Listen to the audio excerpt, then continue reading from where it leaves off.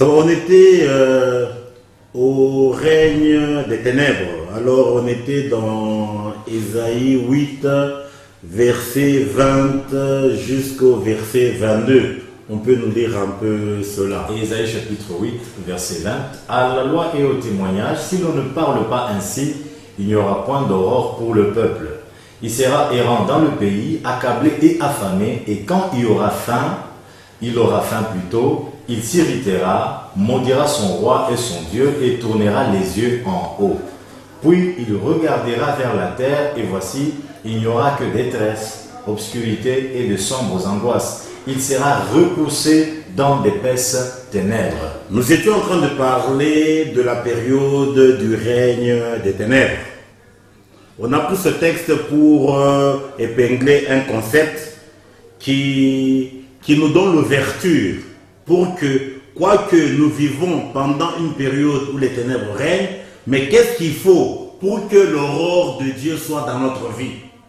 C'est pour cela que l'écriture ici, comme je viens de lire beaucoup plus le verset 20, il est dit ceci: à la loi et au témoignage, si l'on ne parle pas ainsi, il n'y aura point d'aurore pour le peuple. Donc ici, l'homme de Dieu, Ésaïe, est en train de révéler que tout homme sur la terre, comme Ésaïe 60 le dit quelque part, que les ténèbres couvrent tous les peuples.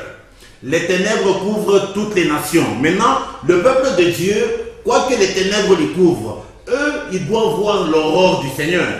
Et la condition sine qua non, pour que l'aurore du Seigneur nous soit manifeste, il faut que, de la manière qu'on utilise pour nous parler des choses de Dieu, qu'on puisse respecter le principe qui est donné dans le verset 20, où il est dit: à la loi et au témoignage, si l'on ne parle pas ainsi, il n'y aura point d'aurore pour le peuple. C'est-à-dire, pour que le peuple puisse voir l'aurore dans leur cœur, quoi qu'ils vivent dans un monde où les ténèbres règnent, l'unique manière qu'on doit leur parler des dieux, c'est à la loi et au témoignage, ou à la loi et au prophète. Si on ne parle pas ainsi, pas de possibilité que les gens puissent avoir l'aurore. C'est pour ça que l'Écriture continue, dit ceci: quand le peuple n'aura pas l'aurore, il sera errant dans le pays, c'est-à-dire il va entrer dans l'errance. Il sera accablé et il sera affamé. Et la faim dont on parle ici, ce n'est pas la faim par rapport à ce qui entre dans l'estomac, c'est la faim par rapport à la parole de Dieu qui est utile pour notre homme intérieur. Il dit, et quand il aura faim, il va s'irriter, il va maudire son roi et son Dieu, et tournera les yeux en haut, puis il regardera vers la terre, et voici, il n'y aura que détresse, obscurité et des sombres angoisses. Il sera repoussé dans d'épaisses ténèbres.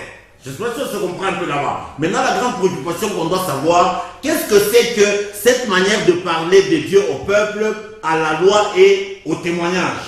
Vous comprenez un peu? La loi dont on parle ici, c'est quoi? C'est ce que nous avions dit la fois passée. Cette loi est révélée par la vie de Moïse.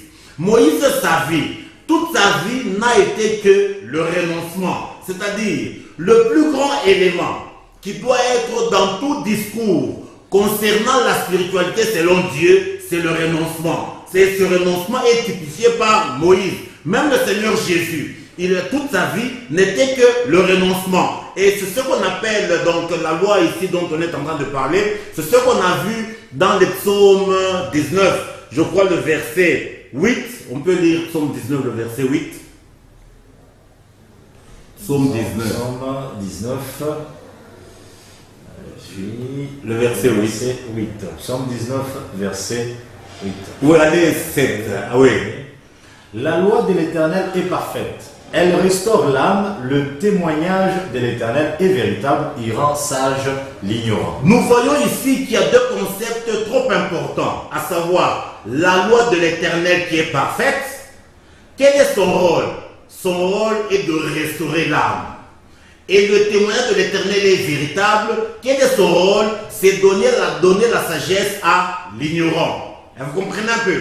Cette loi qui est parfaite, c'est laquelle? C'est ce que nous avons nommé ici, la loi qui est révélée par la vie de Moïse, à savoir le renoncement à soi-même. C'est pour cela que ce qui est révélé dans Jacques, comme nous lisons, bon, on ne va pas lire, mais je vais donner l'écriture, c'est dans Jacques 1, du verset 23 au verset 27. Il est dit ceci: celui qui aura plongé son regard dans la loi parfaite, la loi de la liberté, et qui aura persévéré, n'étant pas un auditeur oublieux, mais se mettant à l'œuvre, celui-là sera heureux dans son activité. Donc ici, Jacques est en train de parler de la loi parfaite, la loi de la liberté. Donc cette loi, qu'est-ce qu'elle amène dans notre vie? Elle amène dans notre vie l'affranchissement. C'est ce qui est révélé quand nous rentrons dans Romains. Mosé, il y a une question que je désire vous poser, parce qu'ici vous dites, bon, c'est pas vous, la Bible vient de dire qu'il n'est pas un auditeur oublieux. Oui.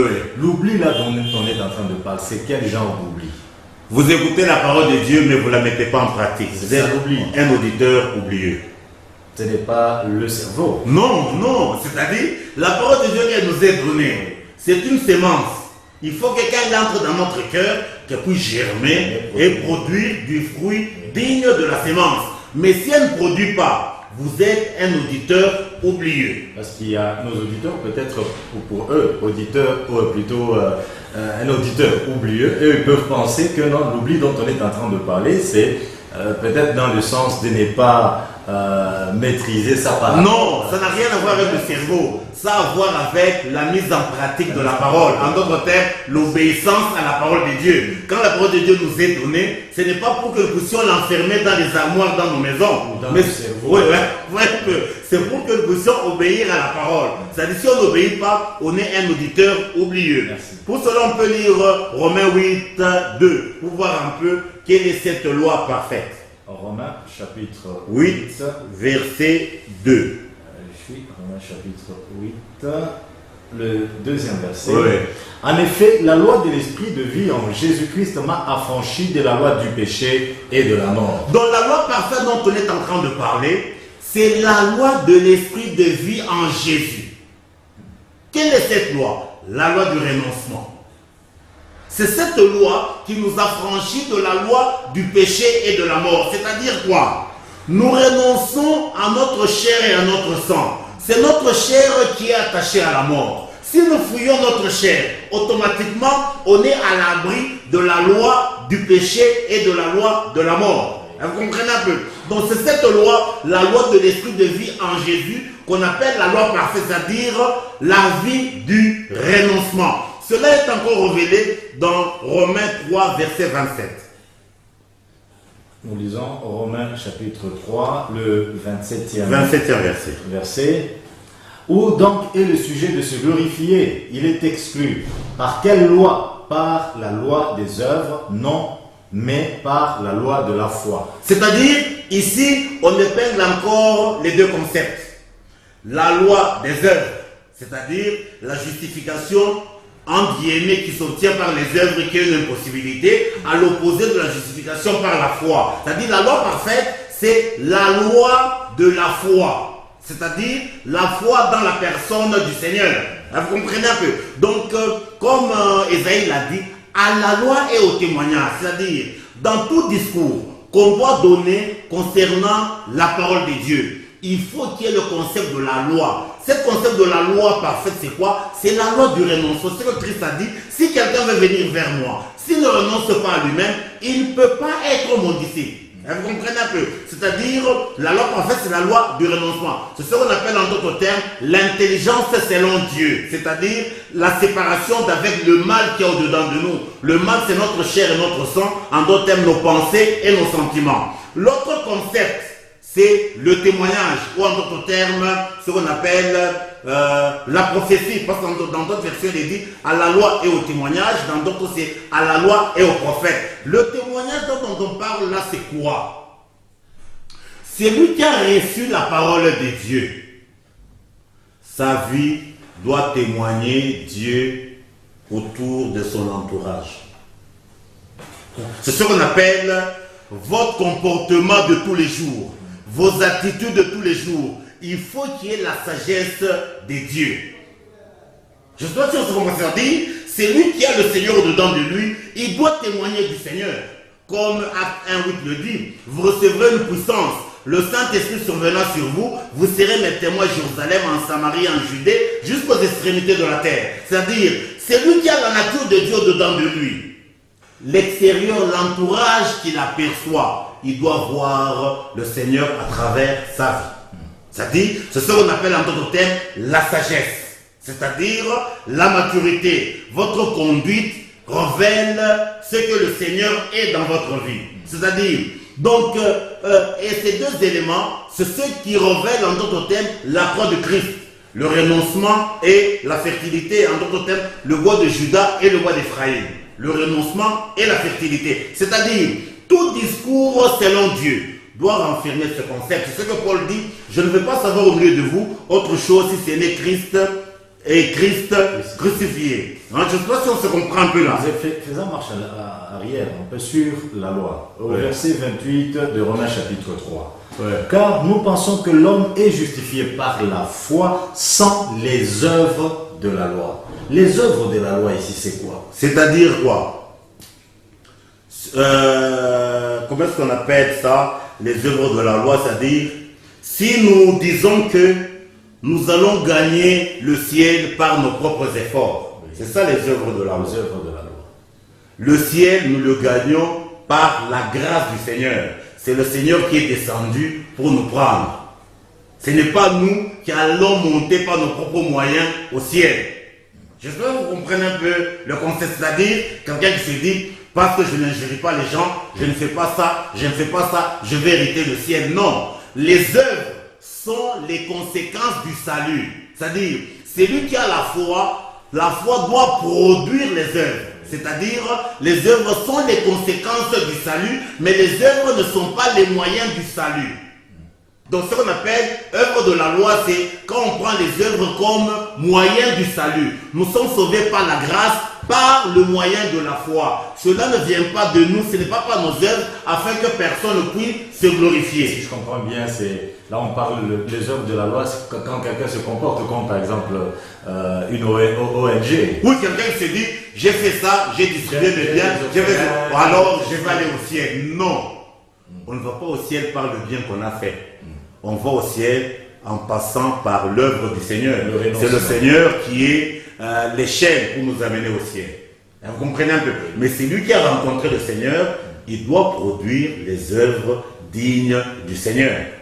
C'est pour ça que l'Écriture dit, toi tu vas dire que j'ai la foi. Mais moi je dis que je n'ai pas la foi, mais je montre ma foi par les œuvres. C'est-à-dire, si quelqu'un dit qu'il a la foi mais n'a pas les œuvres, mais c'est un menteur. Donc, mais la précision qui est là, les œuvres sont la conséquence du salut, ce n'est pas le moyen du salut. Si je peux bien comprendre, donc quelqu'un peut avoir des bonnes œuvres sans la foi. Oui, la Bible le dit.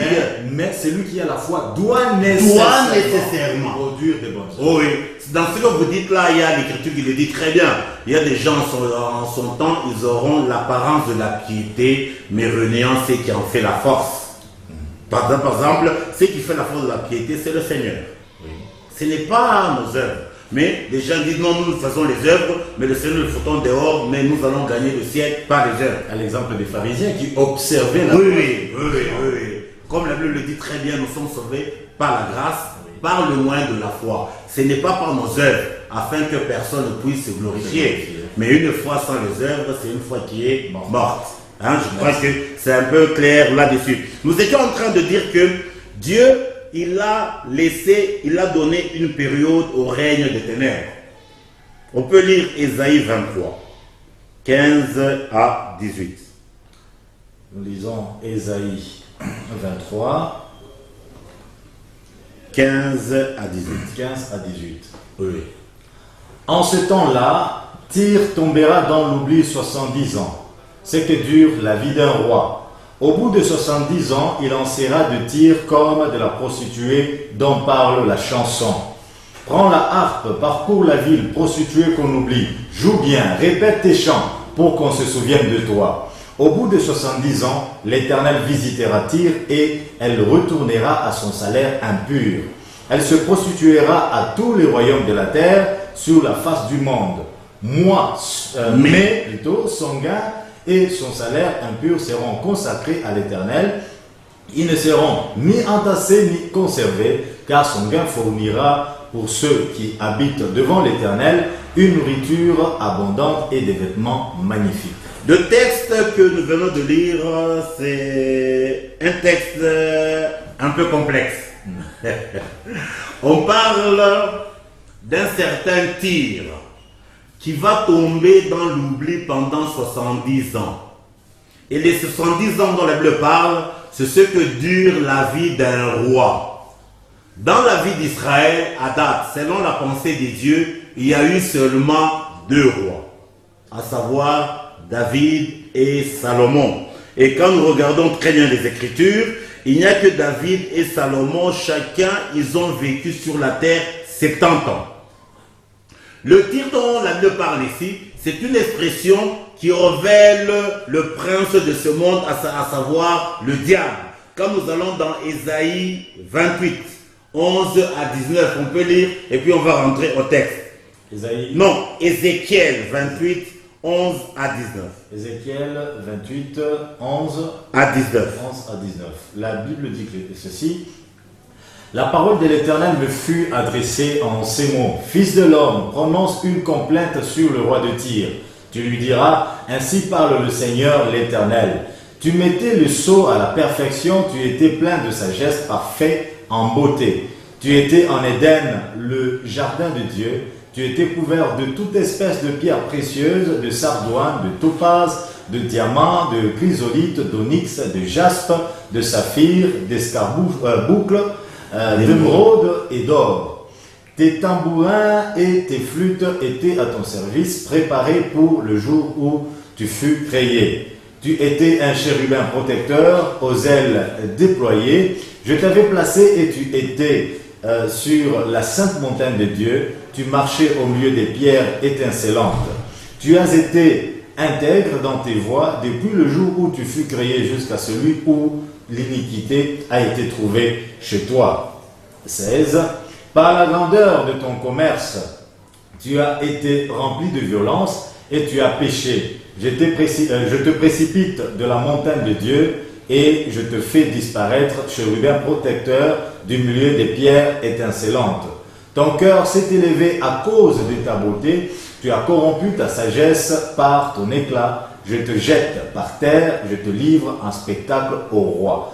Par la multitude de tes iniquités, par l'injustice de ton commerce, tu as profané tes sanctuaires. Je fais sortir du milieu de toi un feu qui te dévore. Je te réduis en cendres sur la terre aux yeux de tous ceux qui te regardent. Tous ceux qui te connaissent parmi le peuple sont dans la stupeur à cause de toi. Tu es réduit au néant, tu ne seras plus à jamais. Quand nous regardons Ézéchiel 28, le texte que nous venons de lire, c'est une expression, une déclaration prophétique qui parle de Satan, le diable. Là, vous comprenez un peu, c'est lui le prince de Tyr. Je crois que le texte est assez éloquent. C'est pour ça que quand nous rentrons maintenant à Ésaïe 53, le verset 53, 15 à 18, 23, 15 à 18. L'Écriture dit ceci. En ce temps-là, Tyr tombera dans l'oubli 70 ans, ce que dure la vie d'un roi. Au bout de 70 ans, il en sera de Tyr comme de la prostituée dont parle la chanson. Quand nous allons au verset 17, au bout de 70 ans, l'Éternel visitera Tyr et retournera à son salaire pur et ça continue. C'est-à-dire, on parle d'une période de 70 ans. Pendant les 70 ans, Tyr, Dieu va l'oublier. C'est-à-dire quoi? Quand Dieu va l'oublier, Tyr va faire tout ce que bon lui semble. Je sais pas si vous comprenez. Oui. Et ce n'est qu'au terme de 70 ans que Dieu viendra encore le visiter pour le juger. C'est-à-dire, Dieu a donné au diable une période de régner de 70 ans prophétique. C'est une période prophétique. Nous allons voir un peu qu'est-ce que cela veut dire au juste. Oui. C'est-à-dire, on s'est référé aux 2 rois selon Dieu, à savoir David et Salomon. Eux, ils ont vécu sur la terre chacun 70 ans. Les gens qui sont habitués à la parole de Dieu, ils peuvent vérifier cela. David et Salomon, tous, ils sont montés au trône à 30 ans et ils ont régné pendant 40 ans. Donc la totalité de leur temps qu'ils ont passé sur la terre, c'est 50 ans. Le Seigneur a donné une période où le diable devrait régner. Comme le Seigneur Jésus, il a nommé ici le prince de ce monde. Donc il y a une période X. Et cette période, c'est 70 ans prophétiques. Nous allons voir un peu qu'est-ce que cela veut dire au juste. Pour cela, nous allons voir un peu quelle est la résolution que Dieu a arrêtée sur ce prince de Tyr. Nous sommes toujours dans Ésaïe 23. Là, nous lisons du premier verset au verset 14. Ésaïe 23, de 1 à 14. Oracle sur Tyr. Lamentez-vous, navire de Tarsis, car elle est détruite. Plus de maisons, plus d'entrées. C'est du pays de Kittim que la nouvelle l'heure en est venue. Soyez muets de froid, habitants de la côte, que remplissaient les méchants de Sidon parcourant la mer.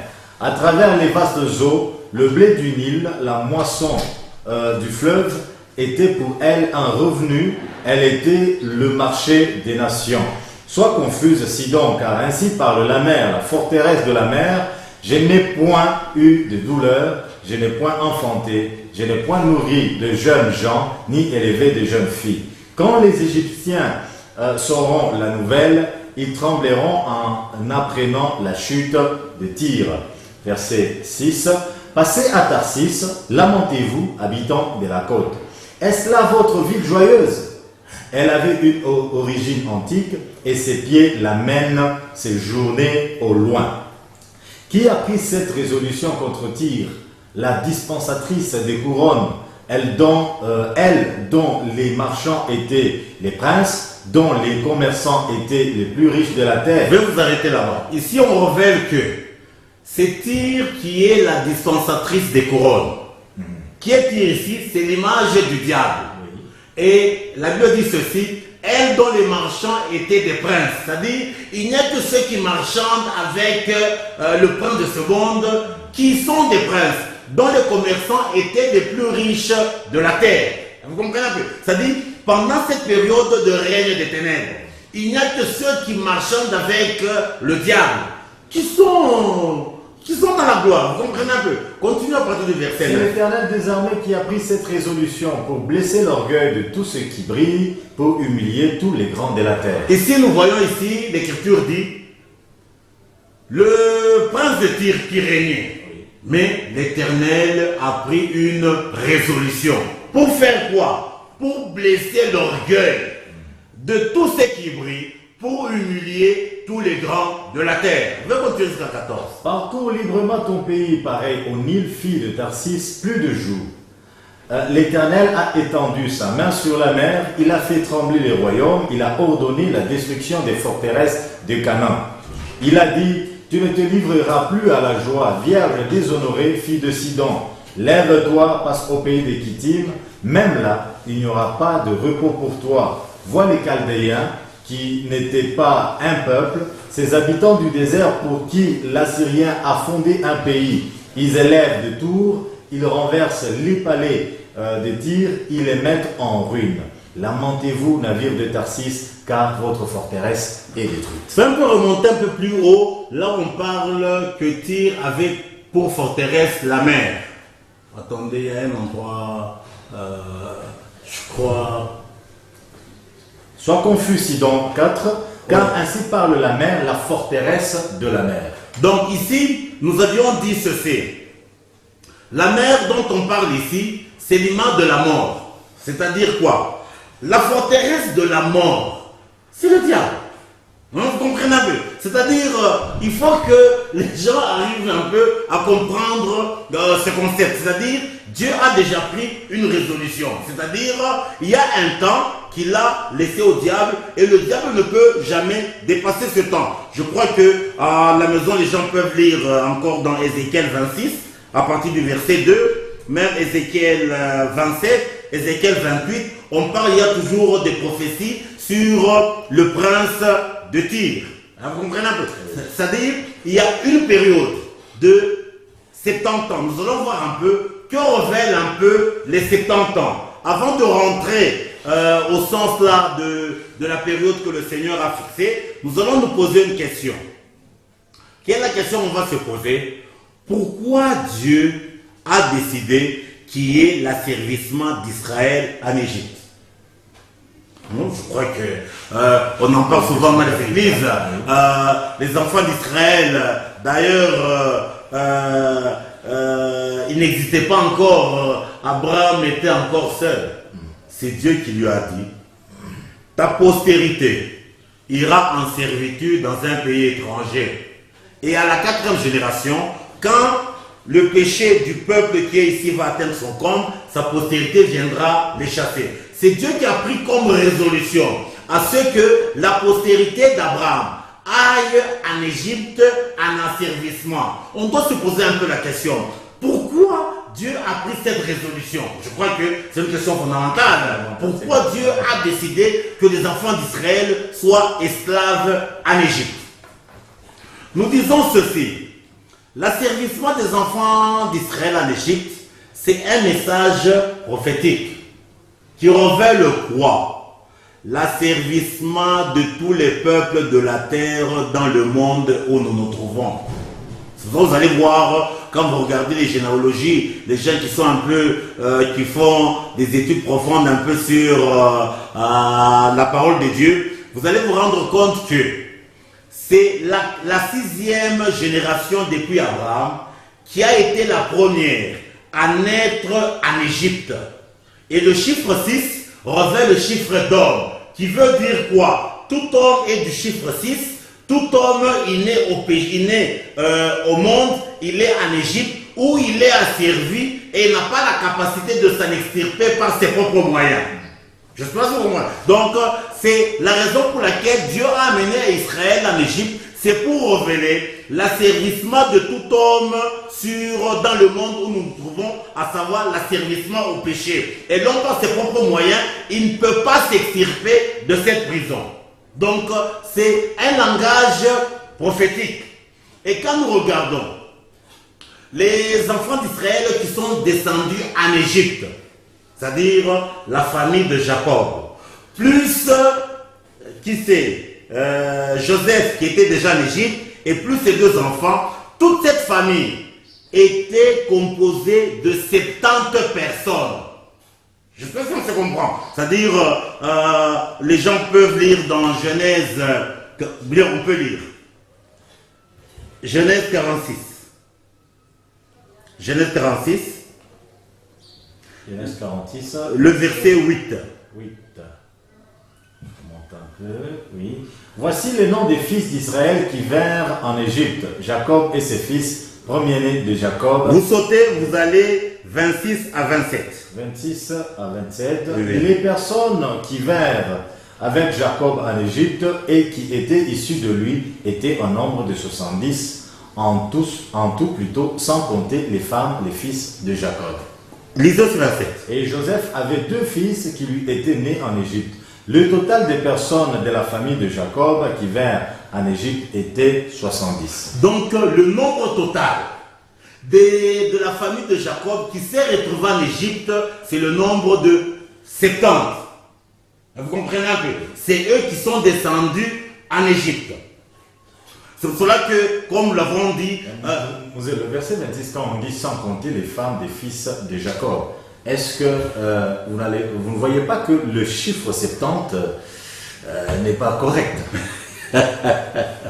Dans la pensée des dieux, les femmes, elles n'existent pas. En Israël, Dieu ne comptait pas les femmes. Je crois qu'on a déjà répondu à cette préoccupation.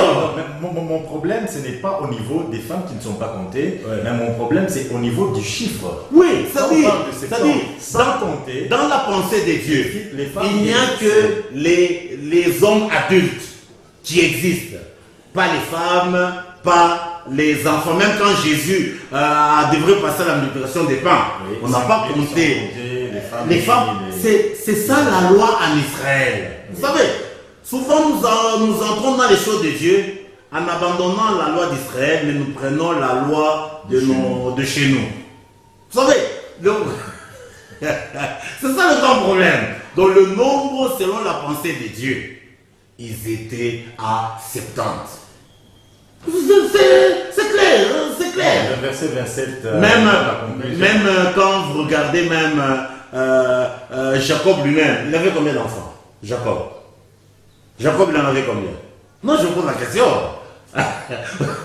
je sais pourquoi vous hésitez. Jacob, on dit qu'il avait 12, mais il avait une fille. Mais on ne compte jamais la fille. Vous avez déjà entendu quelqu'un dire les 13 de Jacob?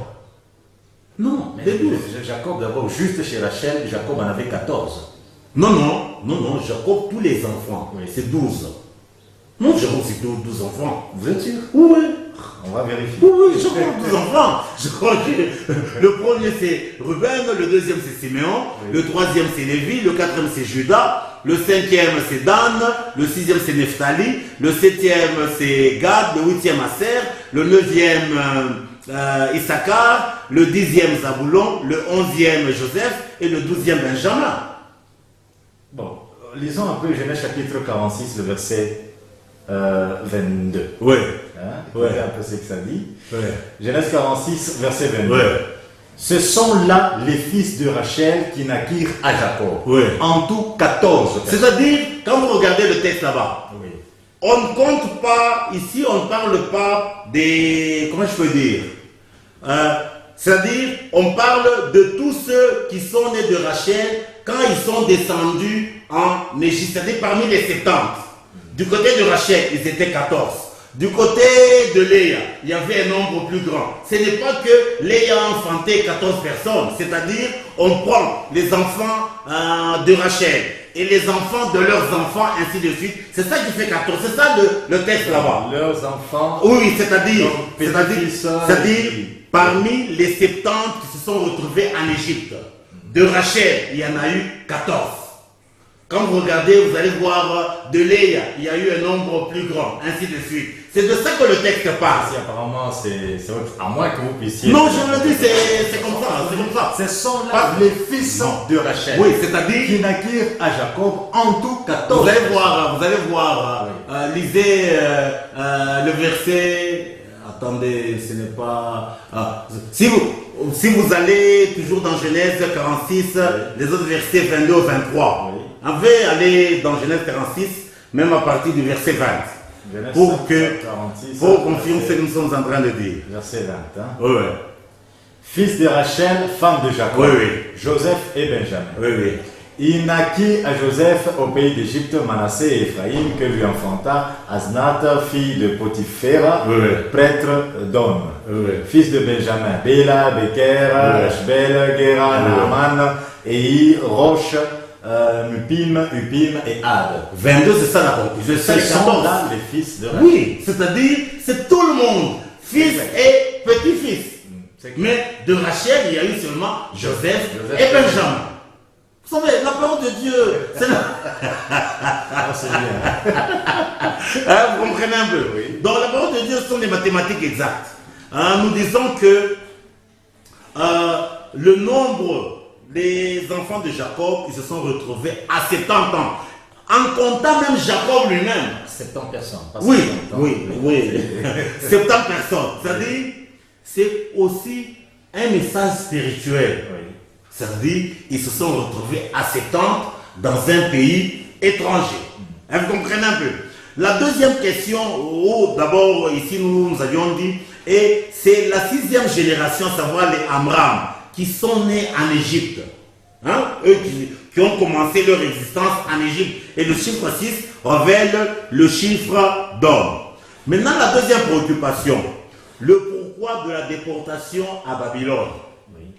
C'est trop important parce que dans beaucoup de choses, les gens s'arrêtent seulement à l'histoire, sans saisir l'esprit qui est derrière l'histoire. Quand on s'arrête à l'histoire, on a saisi la lettre, et la lettre nous tue. Les histoires dans la parole de Dieu ne sont pas des histoires profanes, ce sont des histoires prophétiques pour nous révéler les pensées des dieux. Et les pensées des dieux, elles sont esprit et vie. C'est-à-dire, on doit rechercher à avoir quelle est la vie, quel est l'esprit qui est renfermé dans l'histoire qui a été donnée du peuple des dieux.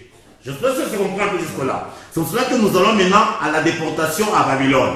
Quand nous rentrons un peu à l'asservissement en Égypte, Là, les enfants d'Israël n'avaient pas péché. C'est Dieu qui a décidé qu'ils aillent en Égypte. Mais par contre, la déportation en Babylone, là, c'est dû au péché.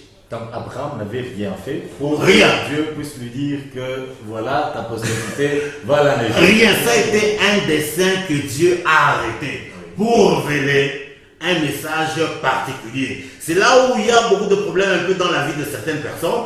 Dieu peut arrêter un dessein dans votre vie qui peut être aux yeux humains comme étant un dessein de malheur, mais ce dessein c'est pour révéler un langage particulier de Dieu. Mais étant profane, on commence à s'opposer au dessein que Dieu a prévu pour votre vie pour révéler un message particulier qui le concerne. Et là, il y a un problème grave. Et les gens commencent à s'opposer au dessein que Dieu a arrêté dans leur vie.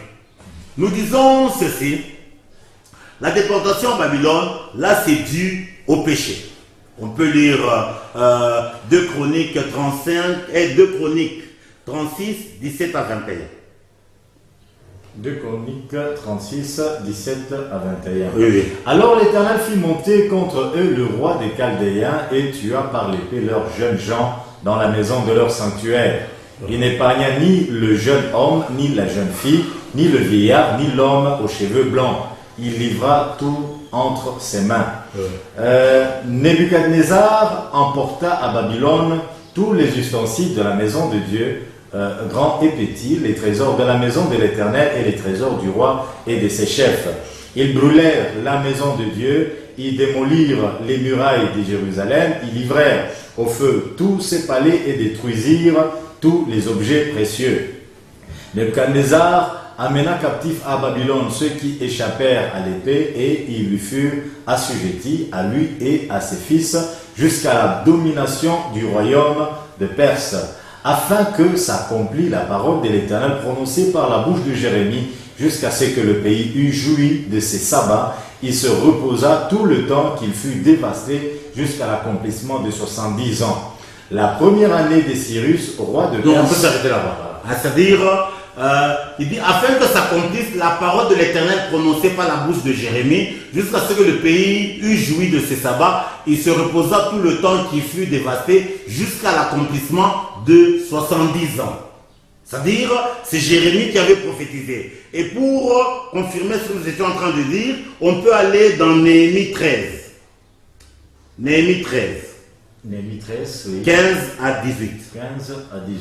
Néhémie 13, 15 à 18. À cette époque, je vis en Juda des hommes foulés au pressoir pendant le sabbat, rentrer des gerbes, chargés sur des ânes, même du vin, des raisins et des figues, et toutes sortes de choses, et les amener à Jérusalem le jour du sabbat, et je leur donnais les avertissements le jour où ils vendaient leurs denrées.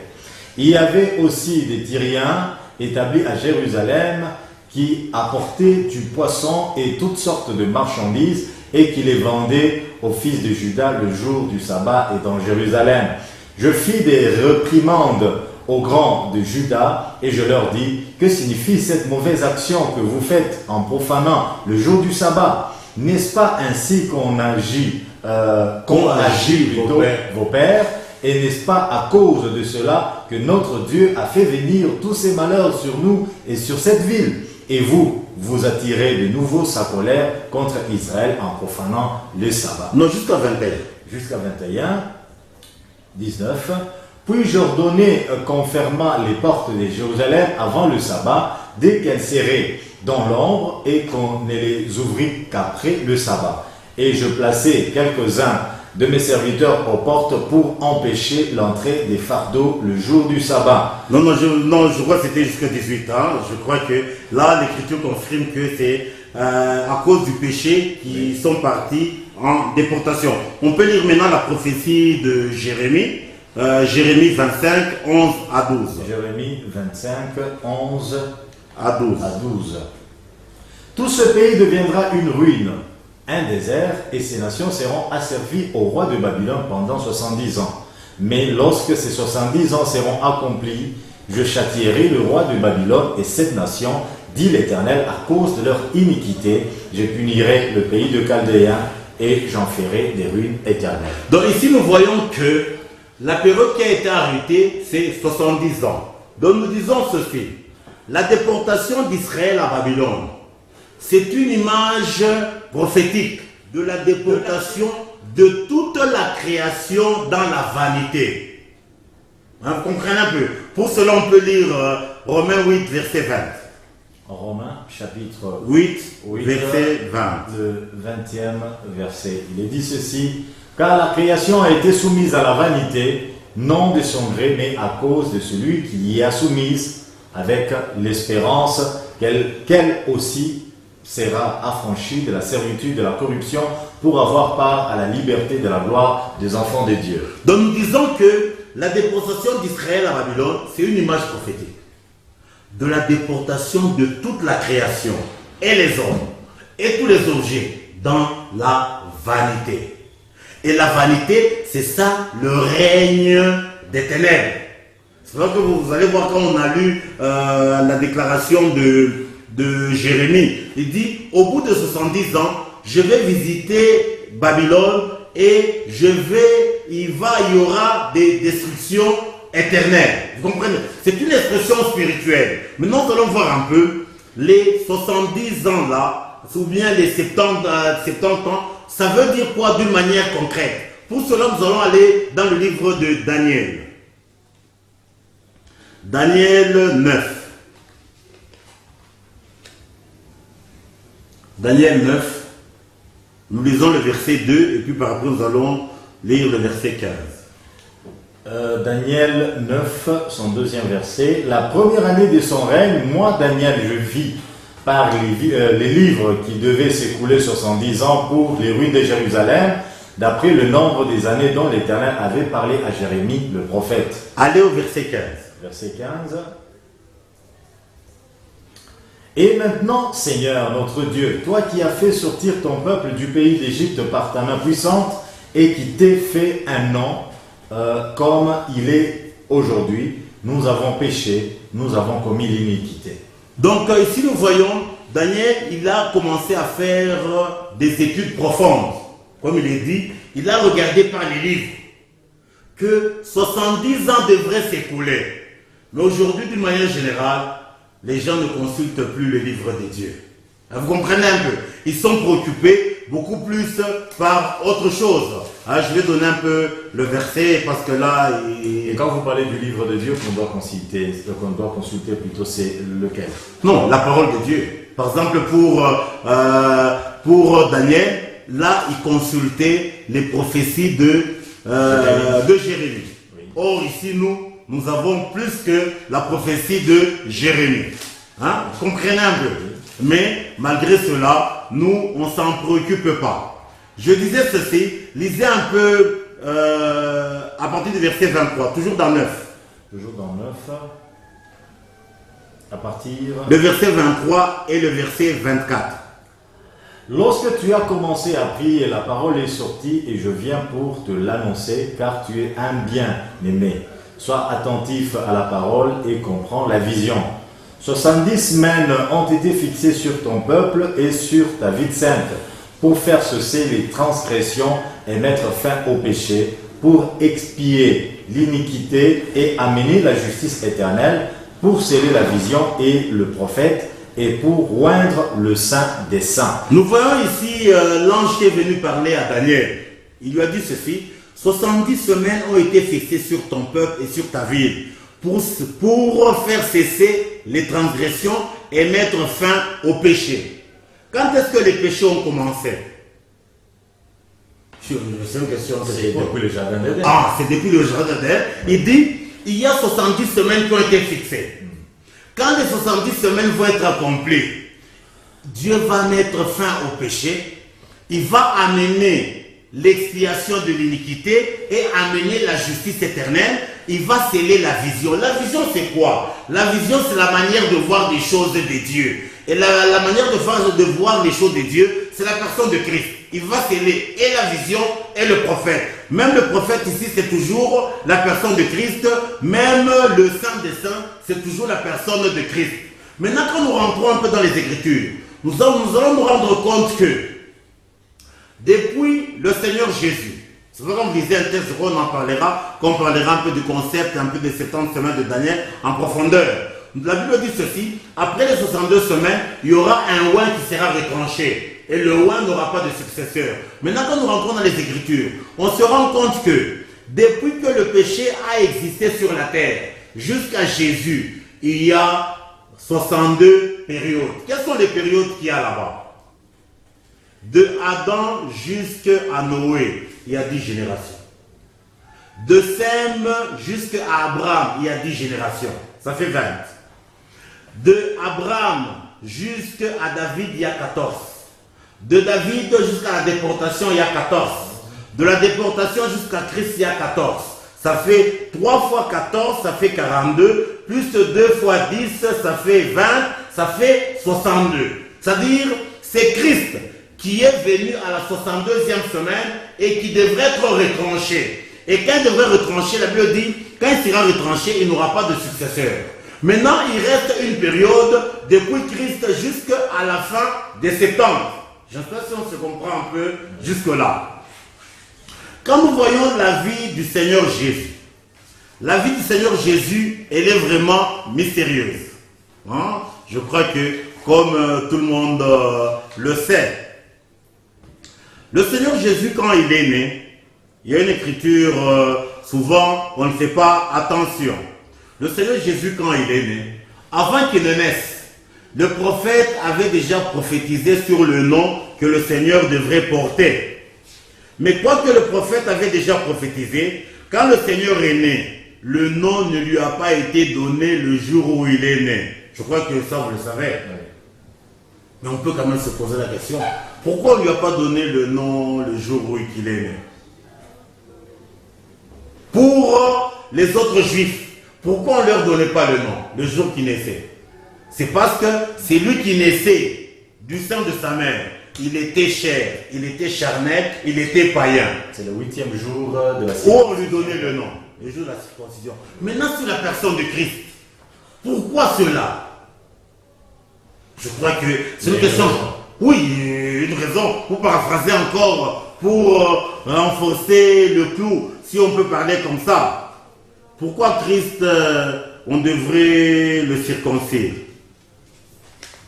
Je crois que ce que nous sommes en train de dire, qu'on lise quand même le texte pour qu'on comprenne. Allez dans Luc 2, verset 21. Luc 2, verset 21.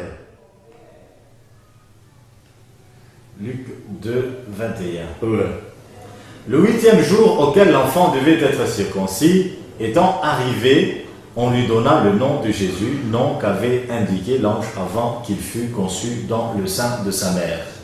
Donc quand il est né le premier jour, on ne lui a pas donné ce nom.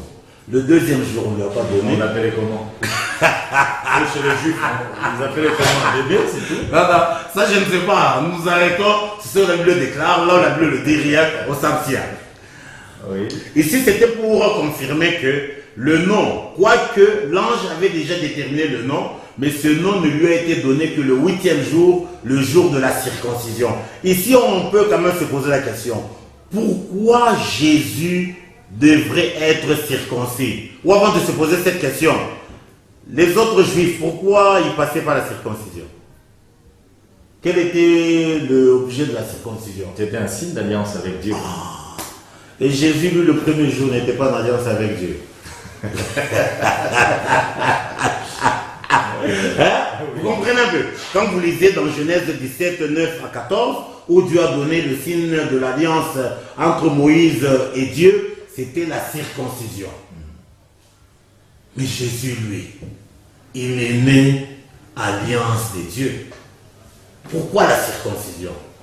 C'est là où il y a un grand mystère. Le Seigneur Jésus, c'est lui l'éternité de Dieu. Je crois là, il n'y a pas de problème. C'est lui l'éternité. C'est lui l'éternité. Maintenant, étant l'éternité, il y a une période de sa vie, quand il a été ici sur la terre, quoique le nom était déjà indiqué par l'ange, mais le nom n'était pas encore donné. Si bien, en d'autres, on peut dire, le nom n'était pas encore scellé. Quoique le nom existait, mais n'était pas encore scellé. C'est ça, les 8 jours avant la circoncision du Seigneur. pour dire les 8 jours avant la circoncision, c'est ça le rajout aux 62 semaines. Vous comprenez un peu? Qui veut dire quoi? Ici où nous sommes, quoique nous parlons des choses de Dieu, mais il y a des gens qui peuvent passer sur la rue, ils se moquent de ces choses comme si ces choses étaient du théâtre. C'est-à-dire, c'est comme si le nom de Jésus n'est pas encore effectif. Vous comprenez un peu? C'est ça l'expression des 8 jours avant la circoncision. C'est-à-dire la circoncision du Seigneur révèle le scellement de la justice éternelle, le scellement de la vision de Dieu, le scellement du Saint des Saints. Et tout s'est passé dans la vie du Seigneur.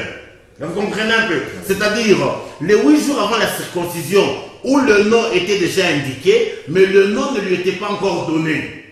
C'est ça qui marque les rajouts aux 62 périodes.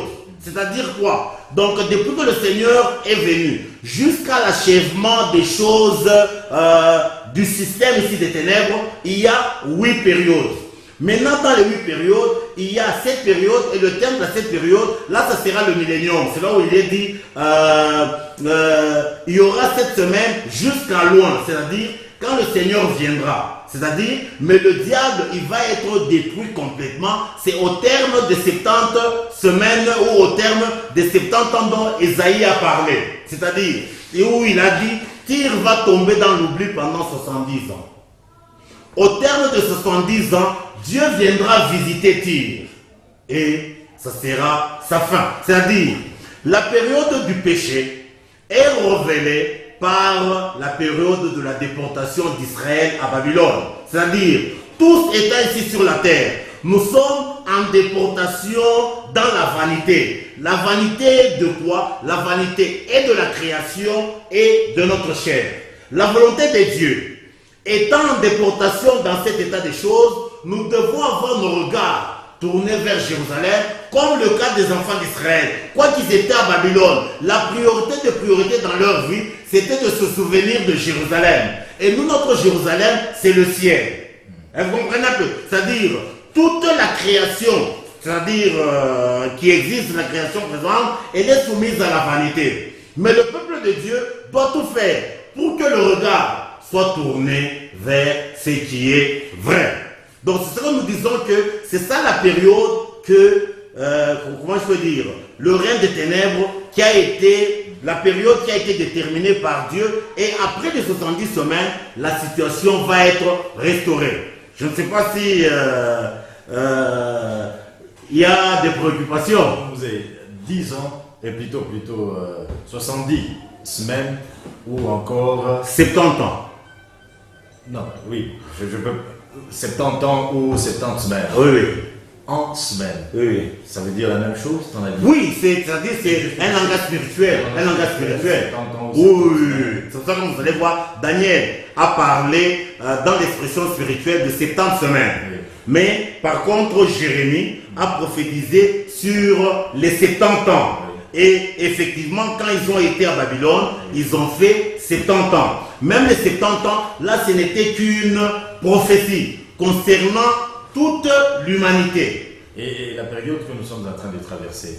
Oui, comme je vous ai dit. Vous la mettez... Non, nous sommes dans la période après le Seigneur. Les 8 où le nom du Seigneur n'est pas encore donné. Comme je vous ai dit, le Seigneur révèle l'éternité. Mais les 8 jours avant sa circoncision, le nom était déjà là, mais le nom ne lui était pas encore confié. Le nom lui a été confié seulement le jour de la circoncision qui révèle le scellement de la justice éternelle. C'est-à-dire, notre période, c'est la période ici où le nom est là, mais le nom n'est pas encore scellé. Il n'y a pas vraiment une précision. Non, non. 65e semaine, non, il n'y a que la précision de la 7e semaine qui va coïncider avec le millénium. Alors vous êtes posé vous-même la question, mais vous n'avez encore pas répondu. Christ lui-même étant l'alliance que a servi la circoncision. Oui, je crois que j'ai un peu répondu à ça. J'ai dit ceci. D'une manière... Ah oui, la circoncision de Christ, oui, c'est révèle le scellement de la justice éternelle. le scellement de la vision de Dieu, le scellement du Saint des Saints. Ça n'a rien à voir avec la circoncision d'Abraham ou la circoncision d'Isaac. Est-ce qu'à cette question, ça va de pair avec son baptême, Oui, Jean-Baptiste? oui, par exemple, comme vous le dites, le baptême de Jean-Baptiste et le baptême de Christ par Jean-Baptiste n'a rien à voir avec le baptême de repentance, n'a rien à voir avec le baptême chrétien, qu'on appelle le baptême chrétien, le baptême d'eau, ça n'a rien à voir avec le baptême du feu et du Saint-Esprit. Le baptême de Christ révèle, comme lui-même l'a dit, parce que Jean-Baptiste s'opposait au baptême. Christ lui a dit, laissons faire ce qui est juste. Qu'est-ce qui est juste? Il n'y a que la mort et la résurrection de Christ qui est juste. Dans le baptême de Jésus, il révélait que Christ, il devrait entrer dans la mort. La mort, c'est le symbole des eaux. Et il devrait en sortir. Vous comprenez un peu? Donc, le baptême de Jésus-Christ revêt sa mort, son ensevelissement et sa résurrection. C'est ça le sens pragmatique du baptême de Jésus. Vous comprenez un peu? Ça n'a rien à voir parce que Jésus n'avait pas de péché pour qu'il passe par la repentance. Jésus n'avait pas à se convertir parce qu'il n'y a que celui qui était dans le mal qui peut se convertir. Donc Jésus, lui, il était le Seigneur de gloire, il était pur, donc son baptême n'était autre que l'image de sa mort et de son ensevelissement et de sa résurrection. Je ne sais pas si on se comprend un peu jusque-là. Mais maintenant, comme nous l'avons dit, la Bible dit ceci, les ténèbres ne régneront pas toujours sur la terre. Pour dire que Dieu a fixé une période X au règne des ténèbres qui est révélée par la déportation de Babylone à Babylone pendant les 70 ans. Et comme nous le savons très bien quand nous allons dans Ésaïe 14, on revêt très bien que le roi de Babylone, il typifie le diable dans ce contexte. Vous comprenez un peu? Donc pour dire que tout ce qui s'est passé dans la vie d'Israël, c'est pour révéler les desseins de Dieu à l'égard de toute l'humanité. Donc, il n'y a que le Dieu d'Israël qui est le Dieu du ciel et de la terre. Vous comprenez un peu? Il a pris un peuple particulier pour l'utiliser afin de manifester ses desseins. Pour le moment, nous rentrons un peu à notre thème où on est en train de dire toujours dans Ésaïe 8, verset 23, où nous avions dit que les ténèbres ne régneront pas toujours sur la terre.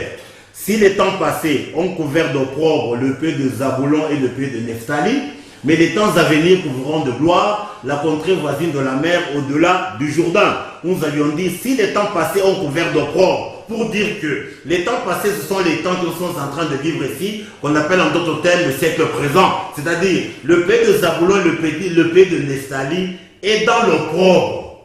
Vous comprenez maintenant? C'est-à-dire, quoi qu'on est avec le Seigneur, mais c'est comme si le nom du Seigneur n'est pas actif, n'est pas effectif. Donc c'est un mort. C'est ce qui est symbolisé par le nom du Seigneur que l'ange avait déjà indiqué, mais ce nom ne lui était pas encore donné. Vous comprenez un peu? Il dit, si les temps passés ont couvert de près le pays de Nephtali et le pays de Zabulon, mais les temps à venir couvriront de gloire la contrée voisine de la mer au-delà du Jourdain. Nous avions dit que nous devions rentrer sur le concept pays de Zabulon. Nous avions dit que Zabulon révélait l'habitation de l'époux et de l'épouse, à savoir le mariage. Où nous avions dit que le mariage